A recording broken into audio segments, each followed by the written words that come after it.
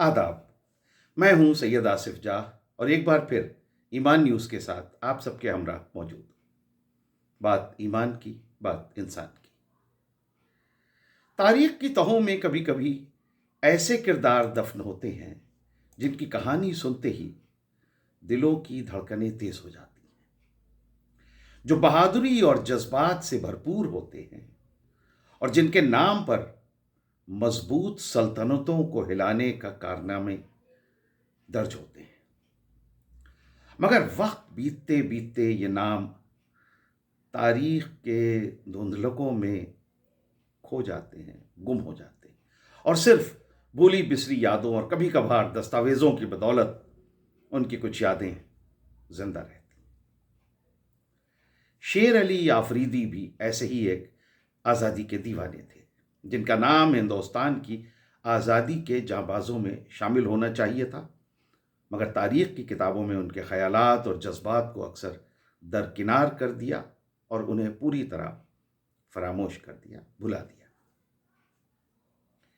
शेर अली आफरीदी की ज़िंदगी एक ऐसी दास्तान है जो बहादुरी, सियासी बगावत और रूहानी यकीन से भरी हुई है, मगर तारीख की किताबों में उसे जानबूझकर हाशिए पर डाल दिया गया। शेर अली आफरीदी तिराह वादी के कूकी खेल आफरीदी कबीले से ताल्लुक़ रखते थे, जो खैबर और सरहदी इलाक़ों में अपनी जंगजू फितरत और आज़ाद मिजाजी के लिए मशहूर थे। वो नस्लन पठान थे और नौजवानी में ही अंग्रेज़ हुकूमत की फ़ौज में, पंजाब पुलिस में काम पर लग गए। कभी अंबाला की घुड़सवार रेजिमेंट में, कभी पेशावर के कमिश्नर के मातहत बतौर सवार और खादिम। नेक चाल चलन की वजह से गोरे अफसरान उन पर खासा एतमाद भी करते थे। यहाँ तक कि एक अफसर रेनल टेलर ने उन्हें एक घोड़ा, पिस्तौल और सराहनामा इनाम में दिया और अपने बच्चों की निगरानी भी उन्हीं के हवाले की। मगर सरहदी समाज की रगों में बहने वाला गैरत का खून उन्हें डिसिप्लिन ड्रिल से ज़्यादा अपने कबीलाई उसूलों से बांधे रखता था। ख़ानदानी दुश्मनी और मालो जान की हिफाजत के चलते उन्होंने एक डाकू को कत्ल कर दिया, जो उनके मवेशी और उनकी बीवी को कब्जा करना चाहता था।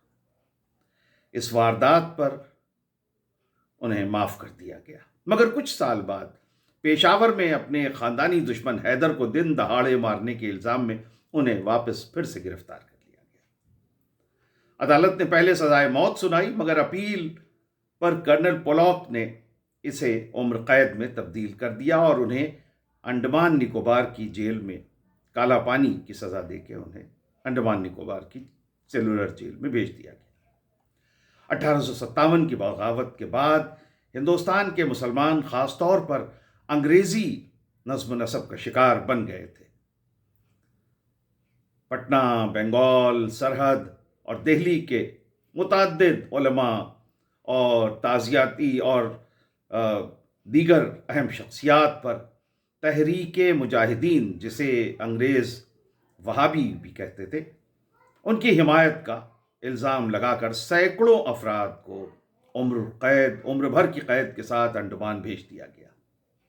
अमीर खान जैसे कलकत्ते के ताजिर, जो इनकलाबी तहरीक में सिर्फ माली मददगार समझे जाते थे, इन्हीं मुकदमात में सज़ा के मुस्तहक ठहरे और इसी दौर के कुछ और अरसे बाद चीफ जस्टिस पैक्टन नॉर्मन और फिर वाइसरॉय लॉर्ड मायो कत्ल कर दिए गए। यही वो फ़ज़ा थी जिसमें शेर अली जैसे मुसलमान कैदी कालापानी के सलाखों के पीछे भी खुद को सिर्फ मुजरिम नहीं बल्कि मुजाहिद और बागी समझने लगे। पोर्ट ब्लेयर में उनके अच्छे सलूक की वजह से उन्हें हज्जाम की ड्यूटी दी गई, बार्बर का काम उनको दिया गया। हॉपटाउन के मैदानों और कैंपों में उन्हें आवाजाही की इजाज़त मिल गई और वो उन चंद कैदियों में से थे जिन्हें हिंदुस्तान से ख़त व किताबत की इजाज़त हासिल थी। इन्हीं ख़तों के सिलसिले में पटना और वहाबी तहरीक से उनके राब्तों पर बार बार शक भी उठता रहा। लॉर्ड रिचर्ड बाक, अर्ल ऑफ मायो, 1869 से हिंदुस्तान के वाइसरॉय थे और 8 फरवरी 1872 کو 1872 کو وہ انڈمان کے دنڈ کالونی کا معائنہ کرنے کے بعد ماؤنٹ ہیریٹ سے ڈوبتے ہوئے سورج کا منظر دیکھ کر واپس کشتی کی طرف لوٹ رہے تھے۔ شام کے قریب 7 بجے تھے اور وہ سیڑھیاں اتر کر جیٹی کی طرف بڑھ ہی رہے تھے اور ان کے آس پاس منتخب افسران اور سرکشا گارڈز موجود تھے اور کشتی پر لیڈی مایو ان کی منتظر تھی۔ اچانک اندھیرے سے ایک قداور قیدی چھلانگ لگا کر پیچھے سے وائس رائے پر ٹوٹ پڑا۔ آفیشل رپورٹس کے مطابق شیر علی نے رسوئی کے کچن کے استعمال کے ایک لمبے چاقو سے پہلے بائیں کندھے کے اوپر وار کیا اور پھر داہنے کندھے سے نیچے گہرا وار کیا۔ اس سے پہلے کہ کوئی آگے بڑھ سکے چند لمحوں میں گارڈز نے شیر علی کو گرا دیا اور قابو میں کر لیا، مگر لارڈ مایو کے زخم اتنے گہرے تھے کہ وہ کچھ ہی دیر میں خون بہنے سے ہلاک ہو گئے۔ یہ پہلی اور آخری دفعہ تھا کہ کسی بھی برٹش وائس رائے کو ہندوستان کی سرزمین پر قتل کر دیا گیا۔ شیر علی سے پہلے اور شیر علی آفریدی کے بعد کبھی دوبارہ ہندوستان میں ایسا نہیں ہوا کہ کسی سرونگ وائس رائے کو قتل کر دیا گیا۔ بہرحال اس خبر نے لندن سے لے کر کلکتے تک حکومت کو ہلا کر رکھ دیا۔ اخباروں نے لکھا کہ قاتل افغان سرحد کا مسلمان ہے، اور اس نے صرف اتنا کہا کہ خدا نے حکم دیا کہ ملک کے دشمن کو مار دو۔ گرفتاری کے فوراً بعد شیر علی سے اس وقت موجود افسر چارلز ایچسن نے پوچھا کہ اس نے یہ جرم کیوں کیا۔ شیر علی کا جواب تھا، خدا نے حکم دیا اس لیے کیا، میرا شریک کوئی آدمی نہیں، میرا شریک صرف خدا ہے۔ عدالت میں بھی اس نے نہ صفائی پیش کی، نہ کسی سازش کا اقرار یا انکار کیا، بس اتنا کہا کہ اصل حساب کتاب اگلے جہاں میں ہوگا اور وہی معلوم ہوگا کہ کس نے کیا کیا۔ انڈمان کے ہی شاہدین کے گواہوں کے مطابق شیر علی نے قتل سے ایک دن پہلے قیدیوں کو مٹھائی کھلائی اور کہا کہ وہ ایک خیر کا کام کرنے والا ہے، دعا کریں کہ وہ کام مکمل ہو۔ پورٹ بلیئر کے ریکارڈ بتاتے ہیں کہ اس نے عبداللہ، وہ شخص جس نے کلکتہ میں جسٹن نارمن کو، جو چیف جسٹس تھے، انہیں قتل کیا تھا، اس عبداللہ کی پھانسی کی خبر سن کر شیر علی کو گہرا صدمہ ہوا اور اس نے کہا کہ اس کا کام اور بھی بڑا ہوگا کیونکہ وہ سب سے بڑے صاحب کو مارنے جا رہا ہے۔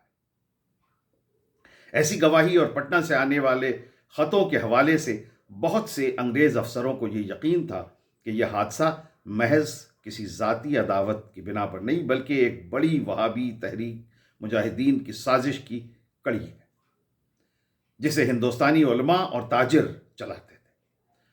مگر آفیشل انکوائری رپورٹ نے اس تاثر کو دفن کر دیا اور قتل کو نفسیاتی اور ذاتی مسئلہ بتانے کی کوشش کی۔ میجر جنرل اووین ٹیوڈر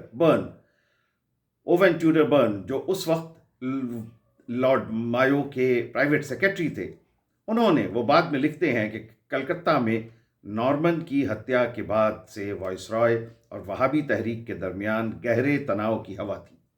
خود مایو بھی یہ کہہ چکے تھے کہ ان وہابیوں کو جڑ سے اکھاڑ پھینکیں گے۔ برن کا یقین تھا کہ شیر علی جیسا قیدی اچانک درندہ نہیں بن سکتا، اسے ضرور باہر سے اکسایا گیا ہوگا اور کلکتہ پٹنہ کے اثر انداز مسلمانوں نے اسے یہ کام سونپا ہوگا۔ ادھر جیمز ولسن جیسے انگریز ایڈیٹر اس وقت کی پریس میں صاف وہ لکھتے ہیں کہ سرکار کی یہ ضد کہ ان مرڈرز میں کوئی سیاسی معنی نہیں ہے، یہ سراسر دھوکہ ہے۔ ان کے مطابق مایو کی ٹیکس پالیسیز، کسانوں کے ساتھ سخت رویہ اور بنگال میں قحط کے دوران جس بے رحمی سے ایڈمنسٹریشن سنبھالا گیا، ان سب نے ہندوؤں اور مسلمانوں دونوں میں گہری نافرمانی اور گہرا غصہ پیدا کر دیا۔ نارمن اور مایو کے مرڈرز اسی بے انصافی کا نتیجہ ہے۔ باوجود اس کے آفیشل بیانات میں شیر علی کو اکیلا قاتل اور غیر سیاسی مجرم بتا کر معاملے کو صرف سیکیورٹی فیلیئر کی حد تک ہی لمیٹڈ کرنے کی کوشش کی گئی۔ تاکہ انگلینڈ کی جنتا کو یہ نہ معلوم ہو کہ ہندوستان میں ایک نیا مجاہدین معاملہ اٹھ کھڑا ہوا ہے جو 1857 کی یاد تازہ کر سکتا ہے۔ 9 فروری 1872 کو شیر علی کو major general D M Stuart کی عدالت میں پیش کیا گیا۔ 12 گواہوں کے بیانات ہوئے کہ اسی نے چاقو گھونپا تھا اور اس نے اس پر کوئی انکار بھی نہیں کیا۔ عدالت نے اسے قتل عام کا مجرم قرار دیتے ہوئے پھانسی کی سزا سنائی۔ کچھ ہی ہفتوں میں 11 مارچ 1872 کو وائپر آئی لینڈ کی جیل کے پھانسی گھاٹ پر شیر علی آفریدی کو سولی پر چڑھا دیا گیا۔ ریکارڈز میں یہ درج ہے کہ وہ پھانسی کے تختے پر نہایت ٹھنڈے اور مطمئن انداز میں سیڑھیاں چڑھا، چہرے پر نہ کوئی ندامت نہ خوف۔ وہ اپنے کارنامے کو فخر سمجھتا رہا اور کہتا رہا کہ اس نے عبداللہ سے بھی بڑا کام کیا، کیونکہ اس نے سب سے بڑے صاحب کو مار گرایا۔ انڈمان کے ایک ملازم نے لکھا کہ شیر علی نے خواہش ظاہر کی تھی کہ اس کے نام پر اس کے ملک میں کوئی یادگار قائم ہو اور اس کی قبر پر کپڑے کا وہ ٹکڑا رکھا جائے جو اس نے اسے دیا تھا، تاکہ اس کے لیے وہاں قصیدے ہوں، قوالیاں ہوں۔ مگر پھانسی کے بعد یہ ساری باتیں ہوا ہو گئیں، اس کی ان خواہشات پر کچھ نہیں ہوا۔ یورپین تاریخ نویسوں نے شیر علی کو زیادہ تر ایک کرمنل یا ایک نفسیاتی قاتل کے طور پہ پیش کیا ہے، جبکہ ہندوستان کی انقلابی تحریکوں، خاص طور مسلمان حلقوں میں اس کی شخصیت کو ایک ایسے مجاہد کے طور پہ دیکھا جاتا ہے جس نے اپنی ذات سے اوپر اٹھ کر سلطنت برطانیہ کے دل پر سیدھا وار کیا۔ یہ بھی ایک حقیقت ہے کہ آزادی کے بعد جس قومی بیانیے نے بھگت سنگھ، اشفاق اللہ، رانی لکشمی بائی اور دوسرے شہید کا درجہ دیا دوسرے ناموں کو، اسی بیانیے میں شیر علی کے لیے کوئی جگہ نہیں رہی۔ انہیں نہ کانگریس کے نزدیکی قومی داستانوں میں جگہ ملی اور نہ ریاست کے آفیشل اسمارکوں میں، میموریلز میں۔